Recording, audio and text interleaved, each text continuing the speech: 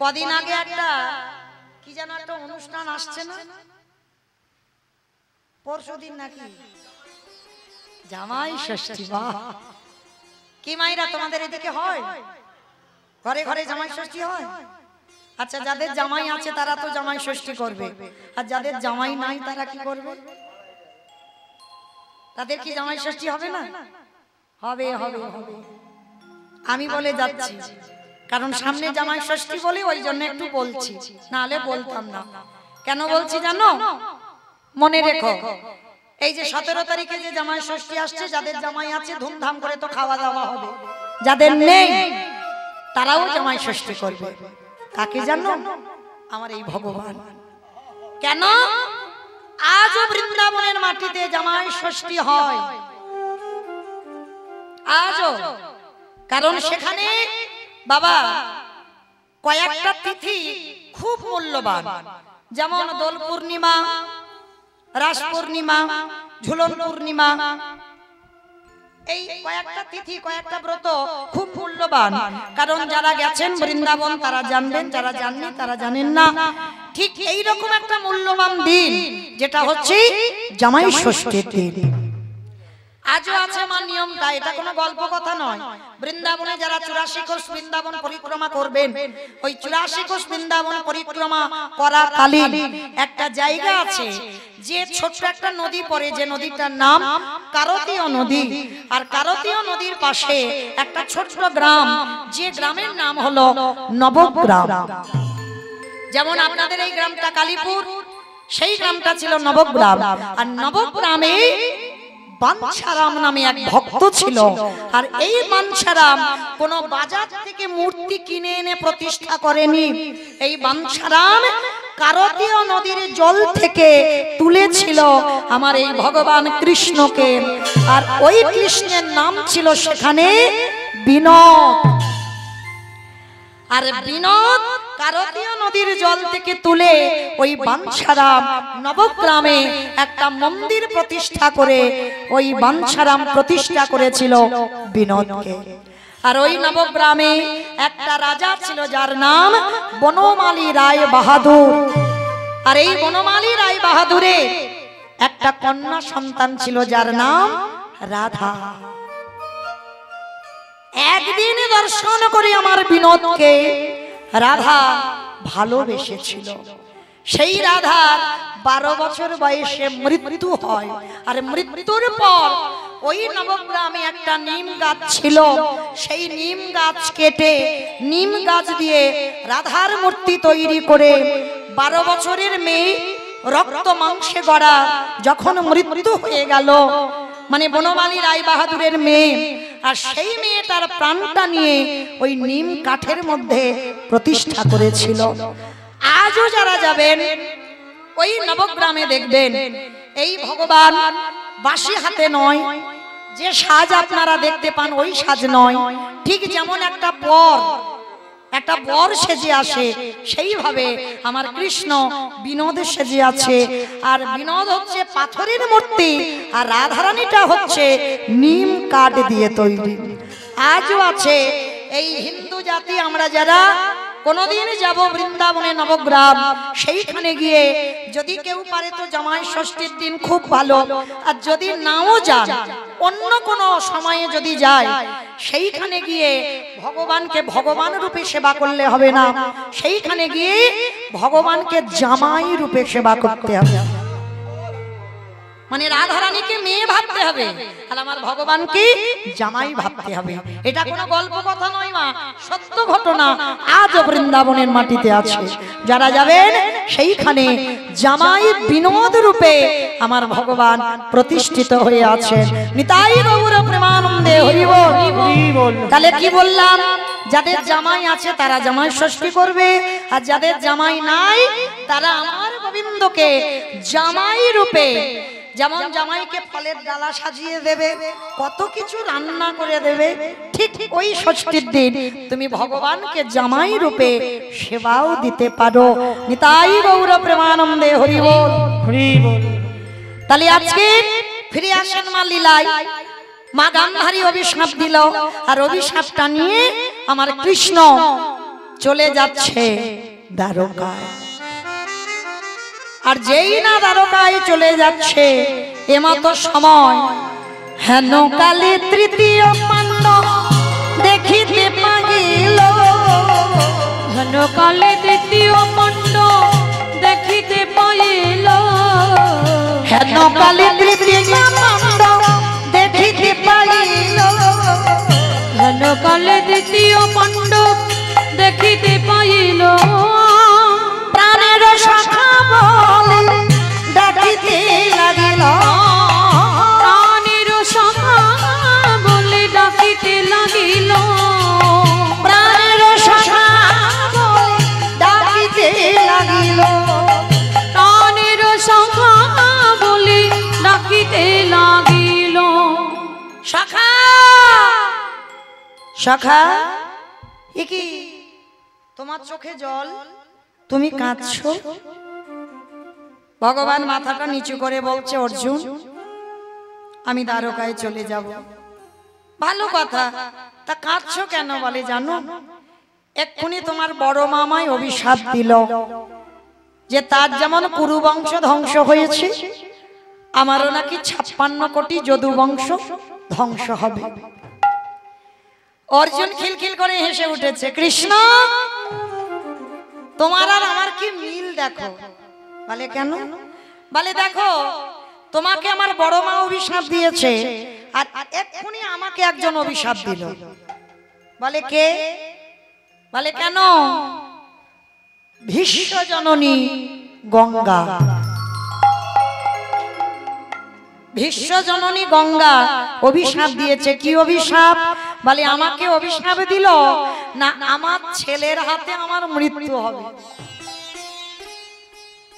বাবা পতিত পাবনী গঙ্গা অভিশাপ দিয়েছিল অর্জুনকে যে অর্জুন, যেমন আমার ছেলে ভীষ্মকে সরসজ্জায় দিলি, আমি তোকে অভিশাপ দিলাম তোরই নিজ পুত্রের হাতে তোর মস্তক ছেদন হবে। অর্জুন খিলখিল করে হেসে উঠেছে, সখা কেমন হাসির অভিশাপ আমায় দিল বলো। আমার ছেলে কি বেঁচে আছে যে আমার ছেলের হাতে মরবো? ভগবান মুচকি মুচকি হাসছে। এ তো জানে না এর একটা ছেলে এখনো বেঁচে আছে। কি গো মায়েরা, শুধু যে 5টা ছেলেকে, 5টা ছেলের প্রাণ নিয়েছিল অশ্বত্থামা না, শুধু 5টা ছেলে নয়, অর্জুনের আরো একটা ছেলে আছে যে ছেলের পরিচয় বাবা জানে না আর ছেলে বাবাকে চেনে না। কারণ মা কিরকম ব্যাপার দেখো, ছেলে বাবাকে চেনে না, বাবা ছেলেকে চেনে না। এটা কিরকম একটা ব্যাপার? এটা হয় কোনোদিন? বাবা ছেলে জন্ম দিয়েছে, বাবা চেনে না, আর ছেলে বাবাকে চেনে না। কিন্তু বাবা কেউ না চিনুক, একজন তো ঠিক চিনবে, আমার ভগবান। তা যেই না গঙ্গা অভিশাপটা দিয়েছে, ভগবান মৃদু মৃদু হাসছে আর বলছে, তুমি তো জানো না, কারণ তোমার একটা ছেলে এখনো বেঁচে আছে, কিন্তু সে যে কোথায় আছে সে কে তুমি সেটা জানো না। তবে আমি ভগবান প্রতিজ্ঞা করলাম, অর্জুন তোমার বড় অহংকার। বাবা অহংকার তো একটু হওয়ার কথা, কি মা অহংকার হবে না? যার রথে সারথি আমার ভগবান কৃষ্ণ, তার তো একটু অহংকার হওয়ার কথা। কারণ মা যারা গীতার ছবি দেখেছেন লক্ষ্য করবেন, এই গীতার পাতার ছবিটা ভগবান ঘোড়ার লাগাম ধরে আছে, আর পিছনে যে ছেলেটা রথের উপরে বসেছিল তার মাথায় ছাতা আছে, কিন্তু আমার ভগবানের মাথায় ছাতা নেই। এই বলে যাচ্ছি, বাড়িতে গিয়ে গীতার পাতাটা দেখবে, ভগবানের মাথায় ছাতা নেই, ভক্তের মাথায় ছাতা আছে। কেন রেখেছে? কারণ যে ভক্তটা রথের উপরে পিছনে বসেছিল ও তো যেমন তেমন ভক্ত নয় বাবা, যার জন্য ওর মাথায় ছাতা রেখেছে। ও ভক্তটা কে জানো? শুনে নাও মা, বিষ্ণু থেকে ব্রহ্মা, ব্রহ্মার পুত্র অগ্রিব, উগ্রীবের পুত্র সোম, সোমের পুত্র বুধ, বুধের পুত্র পুরুরবা, পুরুরবার পুত্র আয়ুষ, আয়ুষের পুত্র নহুষ, নহুষের পুত্র যজাতি, যজাতির পুত্র যদু, যদুর পুত্র কুরু, কুরুর পুত্র জন্মেঞ্জয়, জন্মেঞ্জয়ের পুত্র গতিস্থান, গতিস্থানের পুত্র মনুষ্য, মনুষ্যের পুত্র চারুপল, চারুপলের পুত্র রুদ্রাসন, রুদ্রাসনের পুত্র হৃদেশ, হৃদেশের পুত্র রক্তিনাথ, রক্তিনাথের পুত্র ব্যাভি, ব্যাভির পুত্র দুষ্মন্ত, দুষ্মন্তর পুত্র ভরত, ভরতের পুত্র ইক্ষ, ইক্ষুর পুত্র সংবরণ, সংবরণের পুত্র সুধনন, সুধনর পুত্র সহদ্র, সহদ্রর পুত্র জবন, জবনের পুত্র কৃতি, কৃতির পুত্র উপরিজবসু, উপরিজবসুর পুত্র জরাসন্ধ, জরাসন্ধের পুত্র সহদেব, সহদেবের পুত্র সমাচি, সমাচির পুত্র কুসুম, কুসুর পুত্র জম্ভ, জম্ভর পুত্র সুরত, সুরতের পুত্র বিহরত, বিহরতের পুত্র আজুকানু, আজুকানুর পুত্র অগ্রধর, অগ্রধরের পুত্র দেব ঋষি, দেব ঋষির পুত্র ঋক, ঋকের পুত্র বিদিক, বিদিকের পুত্র পতিত, পতিতের পুত্র শান্তনু, শান্তনুর পুত্র বিচিত্র বীর্য, বিচিত্র বীর্যের পুত্র পাণ্ডব, পাণ্ডব পুত্র পিছনে যে রথে বসেছিল যার নাম তৃতীয় পাণ্ডব অর্জুন।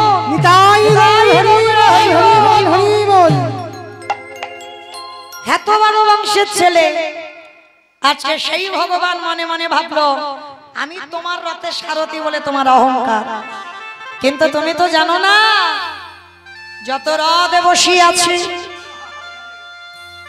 এই প্রত্যেকের রথের সারথি আমি ভগবান কৃষ্ণ। অমাইরা কোন রথ? যে রথ কুরুক্ষেত্রের মাঠে ওই যুদ্ধ হয়েছিল ওই রথ? দূর, রক্ত মাংসে দেহে গড়া ঘর, এই তো রথ। এই যত রথ বসে আছে রথের সারথিটা কি আমার ভগবান। একটু বাম দিকে হাত দিয়ে দেখেন, একটা আওয়াজ শুনতে পাবে, ধপ ধপ ধপ হচ্ছে না, ধপ ধপ আওয়াজ, যেটাকে ইংরেজি ভাষায় বলছে হার্ট, ওইটা তো পরমাত্মা রূপী ভগবান। যেদিনে ধপ ধপ আওয়াজ বন্ধ হবে, কেবল বন্ধু কেবল বন্ধু,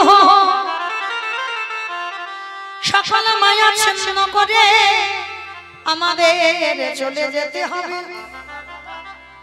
ভুলি গৃহ সাজ সবে সপেছি রাখো রাখো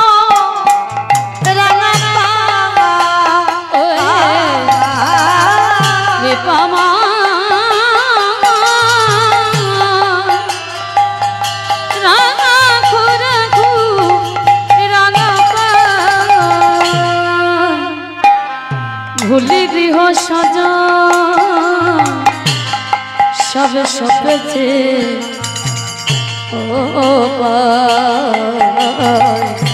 রাখো রাখো রাগা পাই অগদয়াময়, রাখো রাখো রাগা পাই। সংসারে মরুভূমি নাহি তোর ছায়া, নাম নীলা দশা আনমে ভয়া। সংসারে মরুভূমি নাহি তরু ছায়া, নাম নীল দশা আনন্দের আনন্দ নিপবনে নন্দ দুলাল, আনন্দ নিপবনে নন্দ দুলাল। ঘুচাও দিন হরি অশ্রু যমুনা। রাখো রাখো রাঙা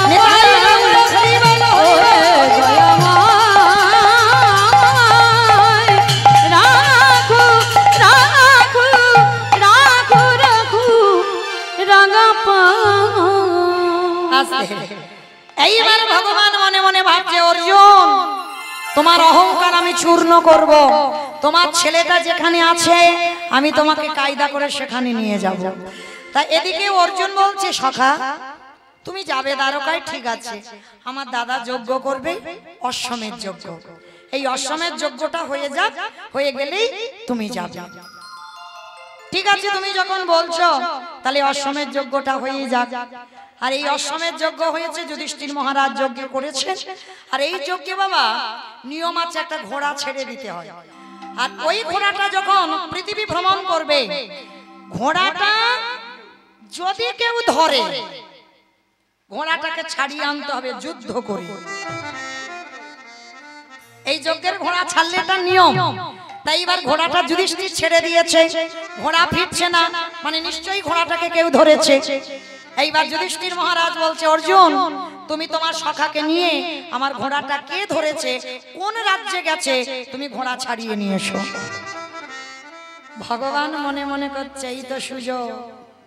ঘোড়াটাকে ঘুরিয়ে ঘুরিয়ে ঘুরিয়ে ঘুরিয়ে অর্জুনের ছেলে যেখানে বড় হচ্ছে, অর্জুন জানে না, সেইখানে ঘোড়াটা নিয়ে গেছে। আর ঘোড়াটা অর্জুনের ছেলেই ধরেছে। আর ভগবানকে আদেশ দিল, অর্জুন বলছে সখা চলো, দাদা আদেশ দিয়েছে ঘোড়াটাকে ছাড়িয়ে আনতে হবে। এইবার ভগবান যাচ্ছে, শ্রী হরি শ্রী হরি বলি শুভ যাত্রা কইল, উলুধ্বনি শ্রী হরি বলি শুভ যাত্রা কইল, শ্রী হরি বলি শুভ যাত্রা কইল। শ্রী হরি বলি শুভ যাত্রা কইল। এবারে নানা দেশান্তরে রথ ঘুরিতে লাগিল, এবারে নানা দেশান্তরে রথ ঘুরিতে লাগিল, এবারে নানা দেশান্তরে রথ ঘুরিতে লাগিল। নানা দেশে ভ্রমণ করে জয়পত্র লইয়ে গো, নানা দেশে ভ্রমণ করে জয়পত্র লয়ে গো, এবারে নানা দেশে ভ্রমণ করে জয়পত্র লইয়ে, নানা দেশে ভ্রমণ করে জয়পত্র লয়ে। আবার ঘুরিতে ঘুরিতে অশ্ব আইল মণিপুরে, ঘুরিতে ঘুরিতে অশ্ব আইল মণিপুরে, বলি ঘুরিতে ঘুরিতে অশ্ব আইল মণিপুরে, ঘুরিতে ঘুরিতে অশ্ব আইল মণিপুরে, বলি মণিপুরে দাঁড়ালো, মণিপুরে দাঁড়ালো, মণিপুরে দাঁড়ালো, মণিপুরে দাঁড়ালো, ঘুরিতে ঘুরিতে অশ্ব, ঘুরে দাঁড়ালো, ঘুরিতে ঘুরিতে অশ্ব। ঘুরে দাঁড়ালো। ঘোড়াটা এলো কোথায়? মণিপুর রাজ্যে। আর মণিপুর রাজ্যের রাজা ঘোড়াটাকে ধরেছে, যার বয়স এখন দাঁড়িয়েছে 20 বছর। 20 বছর ছেলে, 20 বছরের ছেলে বাবা মণিপুর রাজ্যের রাজা হয়েছে, সেই ধরেছে ঘোড়াটাকে। আর যেই না ঘোড়াটাকে ধরেছে, আর কৃষ্ণ আর অর্জুন দুইজনে যাচ্ছে ঘোড়াটাকে ছাড়াতে। আমাইরা এইবার কাহিনীটা শোনো। ছেলে বাবাকে চেনে না, বাবা ছেলেকে চেনে না, অথচ ছেলের বয়স হয়ে গেল 20 বছর। এটা কি করে হলো? চলো এবার একটু জেনে নি। যেদিন লক্ষ্য ভেদ করে বাবা দ্রৌপদীকে বিয়ে করেছিল তৃতীয় পাণ্ডব অর্জুন, লক্ষ্য ভেদ করে বিয়ে করলো। বিয়ে করে যখন ঘরে বউ নিয়ে এলো, মা কুন্তী অসুস্থ, মা পিছন ঘুরে আছে। অর্জুন এসে বলছে, মা তোমার জন্য কি এনেছি দেখো। মা বলল, বাবা পিছন ঘুরে। মা বলল, বাবা যাই আনিস না কেন, তোরা 5 ভাইয়ে ভাগ করে নে। অর্জুন তো বউ নিয়ে এসেছে, হরি বল। হাতটা ধরে আছে দ্রৌপদী। ও মা, তুমি আমার দিকে তাকিয়ে বলবে তো, দেখো না তোমার জন্য আমি কি এনেছি। দ্বিতীয়বার আবার কুন্তী বলছে, বাবা বললাম তো যাই আনিস না কেন 5 ভাইয়ে ভাগ করে নে। কি জ্বালায় পড়েছি বলো দিনি।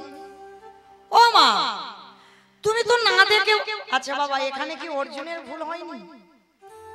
অর্জুন যদি একবার বলতো, মা তোমার জন্য আমি দেখো বৌমা এনেছি, একটা কথাই হয়ে যেত। শুধু বলছো, মা তুমি দেখো না তোমার জন্য কি এনেছি। আর মা কুন্তী রেগে গিয়ে 3 বারের বেলায় রেগে গিয়ে বলছে, অর্জুন আজ পর্যন্ত যা যা কিছু হয়েছে সবটাইতে তোরা 5 ভাই একসঙ্গে খাস, একসঙ্গে বসিস, একসঙ্গে যাস। আজকে যাই আনিস না কেন তোরা 5 ভাই ভাগ করে নে। যেই না বলেছে বাবা দ্রৌপদীর হাতটা ছেড়ে দিয়েছে। আর যেই না হাতটা ছেড়ে দিয়েছে, যুধিষ্ঠির দাদার কাছে গিয়ে বলছে, দাদা মা তো বললো দ্রৌপদী 5 জনের, তাহলে আজকে থেকে 5 জনের। অসম্ভব ভাই, কি পাগলের মতো কথা বলছিস, মা তো না দেখে বলেছে। তা অর্জুন বলছে, দাদা দেখে বলুক আর না দেখে বলুক, মা যে বলেছে, মায়ের কথা তো ফেলতে পারবো না। এইবার কুন্তি যখন দেখলো কথাটা বলে ফেলেছে, তো বাবা আর কিছু করার নেই, কথা ফিরিয়ে নিতে পারবে না। তবু বাবা কুন্তি মা বলেছিল যে আমি যখন এত বড় কথা বলে ফেলেছি মা হয়ে, যে দ্রৌপদী 5 ভাইয়ের হবে, তার জন্য আমি আমার পরক্ষণে বলি, তুমি অর্জুনের স্ত্রী অর্জুনেরই থেকো, আমার 4টে ছেলে সন্ন্যাস ধর্ম নেবে। কিন্তু দ্রৌপদী রাজি হয়নি। কেন? মা তুমি মা হয়ে বলেছো, আর মা হয়ে যখন এত বড় কথা বললে, তাহলে তো সিদ্ধান্তটা আমারও মেনে নিতে হয়। কৃষ্ণ দয়াময় এসে হাজির। যুধিষ্ঠির বলছে, কৃষ্ণ তুমি তোমার সখাকে বোঝাও, এটা সম্ভব? ও লক্ষ্য ভেদ করে দ্রৌপদীকে বিয়ে করেছে, দ্রৌপদীর উপরে আমাদের অধিকার নেই। মা তো না দেখে বলেছে, দেখে তো বলেনি। ভগবান মুচকি মুচকি হাসছে আর বলছে, দেখো মা যদি বলে, মার কথার উপরে আমার কথা তো খাটবে না। কি গো মায়েরা, মা কি জিনিস দেখো, মার কথার উপরে ভগবানের কথা চলে না। মা যদি একবার মন থেকে বলে দেয়, তো তোমাদের সেটা পালন করতে হবে। আর এমতো সময় বাবা একজন ছিল সর্বঘাটের কাঁঠালি কলা। কে গো? হরে মোরারি মধু কৈটবে ভারে, গোপাল গোবিন্দ মুকুন্দ সৌরে। হরে মুরারি মধু কৈট ভারি, গোপাল গোবিন্দ মুকুন্দ সৌরে। রাম নারায়ণ মুকুন্দ মধুসূদন, কেশব কংসরে হরে বৈকুণ্ঠ বামন।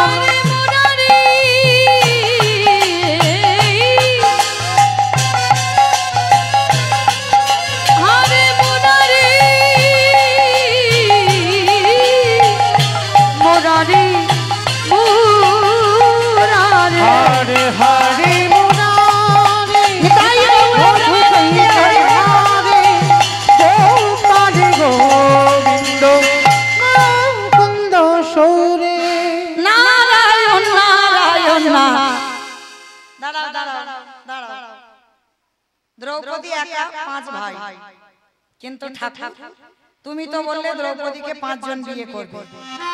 এইটা তো সিদ্ধান্ত দিলে না, কতদিন করে কে কার কাছে থাকবে। ও বেটা সবসময় তো মাথায় এই বুদ্ধিগুলো ঘুরে বেড়ায়। ভগবান বলছেন, নারদ তাহলে এই সিদ্ধান্তটা তুমি নাও। ভগবান বলছে, নারদ বলছে, শোনো তাহলে আমার নাম নারদ, আমার কথা হয় না রোদ, আমি যেটা বলবো সেটাই করতে হবে। বলে কি? বলে শোনো, দ্রৌপদী যদি কোনো ভাইয়ের ঘরে যায়, অন্য কোনো ভাই সেই ভাইয়ের ঘরে যদি প্রবেশ করে, তাকে একাকী 12 বৎসর বনবাসে যেতে হবে। কি বলল মা? দ্রৌপদী যদি কোনো ভাইয়ের ঘরে থাকে, অন্য কোনো ভাই যদি প্রবেশ করে সেই ঘরে, না জেনে হোক আর অজেনে হোক, যদি প্রবেশ করে, তাকে একাকী 12 বৎসর বনবাসে যেতে হবে। একদিন ঘটনা ঘটেছিল বাবা, আপনারা জানেন, অনেকে যারা মহাভারত জ্ঞানী তারা জানেন, যারা মহাভারত পড়েন তারা জানেন। যুধিষ্ঠির ঘরে দ্রৌপদী থাকাকালীন প্রবেশ করেছিল 3য় পাণ্ডব অর্জুন। কেন? এই অর্জুন যুধিষ্ঠির ঘরের ভিতর থেকে বাবা অস্ত্র ঘর, যেখানে অর্জুনের গান্ডীব্য ধনুকটা ছিল, তা ধনুকটা নিতে গেছে, আর ঘরের মধ্যে গিয়ে দর্শন করেছিল দ্রৌপদী যুধিষ্ঠির ঘরের আছে। আর তাতে মাথা নত করে পেতে নিল যে দাদার ঘরে দ্রৌপদী থাকাকালীন আমি অর্জুন প্রবেশ করলাম বলে আমাকে 12 বৎসর বনবাসী যেতে হবে। অর্জুন 12 বছর বনবাসী গেল একা। যত যত যেখানে যেখানে গেছে সব 5 ভাই গিয়েছিল, কিন্তু এই অপরাধের জন্য অর্জুন 12 বছর। পারবে মা জগতে এইরকম দেখাতে একটা সন্তান? যুধিষ্ঠির বলেছিল, ভাই তুই না জেনে করেছিস, তোকে বনবাসে যেতে হবে না। বলে, না দাদা, নারদ মুনি কথা দিয়েছিল, নারদের কাছে আমরা প্রতিজ্ঞাবদ্ধ যে যদি কোনো ভাইয়ের ঘরে দ্রৌপদী থাকে, কেউ প্রবেশ করলে তাকে বনবাসে হতে হবে, সে তুমি হও আর আমি হই। মাথা পেতে নিলাম। অর্জুন বনবাসে গেল একা। 10 বছর নদীর জল, মনের ফল আর গাছতলায় কাটিয়েছে। 10 বছর। এমনি এমনি বাবা তৃতীয় পাণ্ডব অর্জুন হয়নি। 10 বছর এত পরিশ্রম করেছে, এত কষ্ট। তা 10 বছর কাটাবার পর বাকি আছে 2 বছর, 12 বছর তো বনবাস। তার 2 বছর যখন বাকি আছে, এই 10 বছরের পরে ওই মণিপুর রাজ্যে প্রবেশ করে একটা গাছের তলায় হেলাম দিয়ে বসে আছে, পা দুটো রাস্তাতে ছড়িয়ে দিয়েছে। এই যেমন আমাদের রাস্তা, এই রাস্তায় বাবা মাঝখানে কেউ যদি বসে আর পা দুটো যদি ছড়িয়ে দিয়ে ঘুমায়, কোনো গাড়ি ঘোড়া যেতে পারবে? পারবে না, তো তাকে উঠতে হবে। তারপর তা অর্জুন ঘুমাচ্ছে, আর ওই মণিপুরের এক রাজা একেবারে ঘোড়াতে করে চড়ে এসেছে। ঘোড়াতে করে চড়ে এসে বলছে, এই যে তোমার সাহস তো কম নয়, তুমি আমার রাজ্যে এসে তুমি রাস্তা অবরোধ করে বসে থাকো, আগে ওঠো শিগগিরই, আর যদি না ওঠো আমার দারোয়ান দেখে গলা ধাক্কা দিয়ে রাজ্য থেকে বের করে দেব। অর্জুন মনে মনে ভাবছে, হায় রে, হাতি যখন গদে পড়ে, পরেরটা জানো তো, বলবো না, থাক। এইবার যেই না বাবা অর্জুন মনে মনে করছে, এ কি জানে যে আমি তৃতীয় পাণ্ডব? এ তো জানে না। জানলে আমাকে কত সম্মান করত, কিন্তু পরিচয় আমি দেব না। তা অর্জুন রেগে গিয়ে বলছে, আচ্ছা যদি না উঠি তো কি করবে? তা ঘোড়ার পিঠে উঠে বসে আছে রাজা। শোনো, যদি না ওঠো তোমার গলা ধাক্কা দিয়ে বের করে দেব। বলে, করে দেখাও। অর্জুন বলছে, করে দেখাও। বলে, বেশ, দেখাচ্ছি, মজা, দাঁড়াও। ঘোড়া থেকে নেমেছে রাজা, আর নেমে কি করেছে, অর্জুনের হাতটা ধরেছে। আর অর্জুন বসে আছে তো পাটা ছড়িয়ে দিয়ে, আর হাতটা ধরে যেই না বাবা এইরকম করে টেনে তুলতে গেছে, মাথা থেকে ইহা বড় মুকুটটা মাটিতে পড়ে গেছে। আর যেই না পড়ে গেছে, মাথা থেকে লম্বা লম্বা চুল খেলিয়ে গেছে।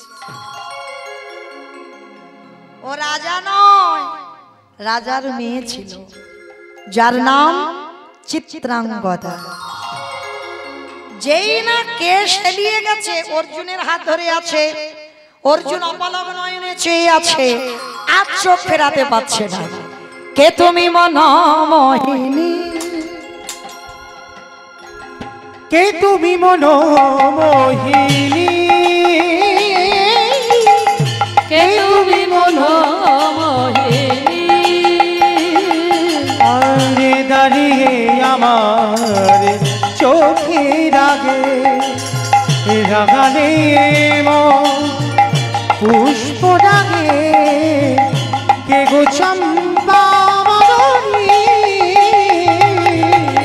কে তুমি মনোমোহিনী, কে তুমি মনোমোহিনী, আজ তোমায় দেখে হলো মনে, তুমি ছিলে মনের কোণে, আজ তোমায় দেখে হলো মনে, তুমি ছিলে মনের কোণে, তোমার ডাকে কুল হারানো, তোমার ডাকে কুল হারানো আমার স্বপ্ন তরণী,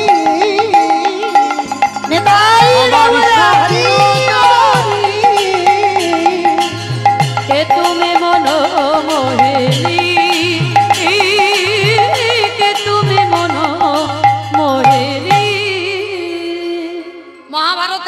নিয়ম আছে বাবা, যেটাকে বলে পানি গ্রহণ। যদি কোনো পুরুষ বা কোনো নারী যদি কেউ কারোর হাতটা ধরে, এই হাত ধরা মানে তাকে বিয়ে করতে হবে।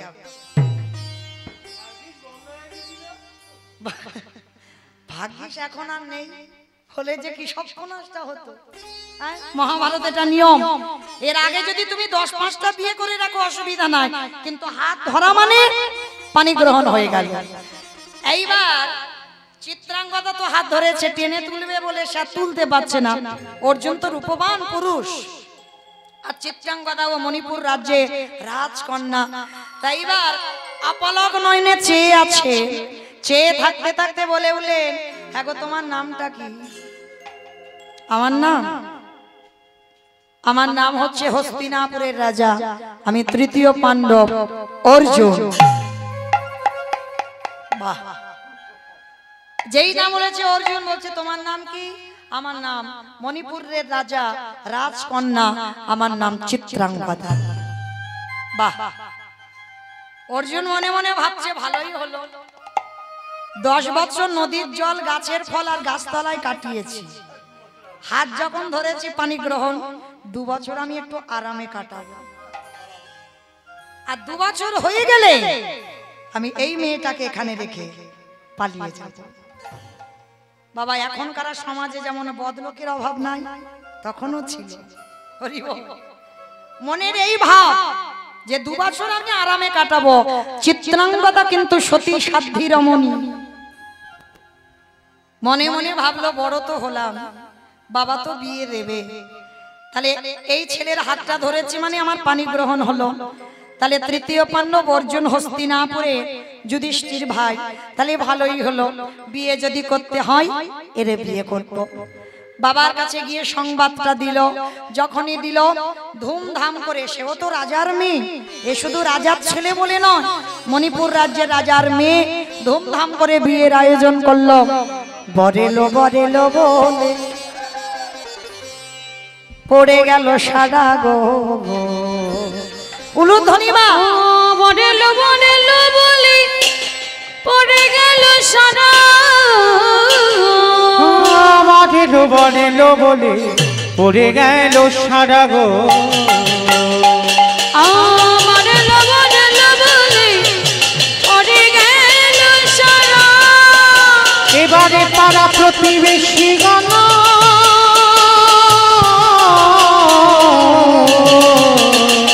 সবে হলো দিশাহারা গো, হলো দিশাহারা। পাড়া প্রতিবেশী গণ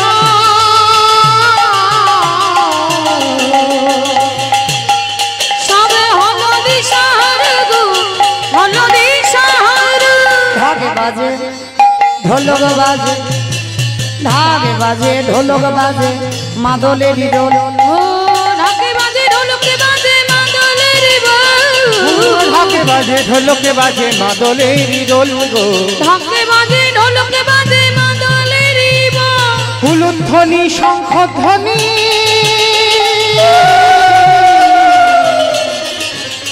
ও ভরিলো ভরিলো তাদের এই আনন্দ আর ধরে না, আনন্দ আর ধরে না, ওই অর্জুনের বিবাহেতে, আনন্দ আর ধরে না, অর্জুনের বিবাহেতে আনন্দ আর ধরে না। শুভ দিন, শুভক্ষণ, শুভ লগ্নে বিয়ের আয়োজন হয়ে বিয়ে পূর্ণ হয়ে গেল। সুন্দর রাজকন্যার সঙ্গে সংসার। আর অর্জুনের মনে মনে শুধু একটাই ভাবনা, 2 বছর হয়ে গেলে এই মেয়েটাকে রেখে আমার চলে যেতে হবে। ও মায়েরা, বাড়িতে যদি কোনো পশু পাখিও পোষে, তার প্রতি তো মায়া জন্মায়। আর যে মেয়েটার সঙ্গে 2 বছর সংসার হবে, তার প্রতি কি এতটুকু মায়া, স্নেহ, ভালোবাসা পড়ে না? 11 বছর হয়ে গেল সংসার, 1 বছর হয়ে গেল, এদিকে 10 বছর বনবাস, 11 বছর, 1 বছর আর বাকি। আর এই 1 বছর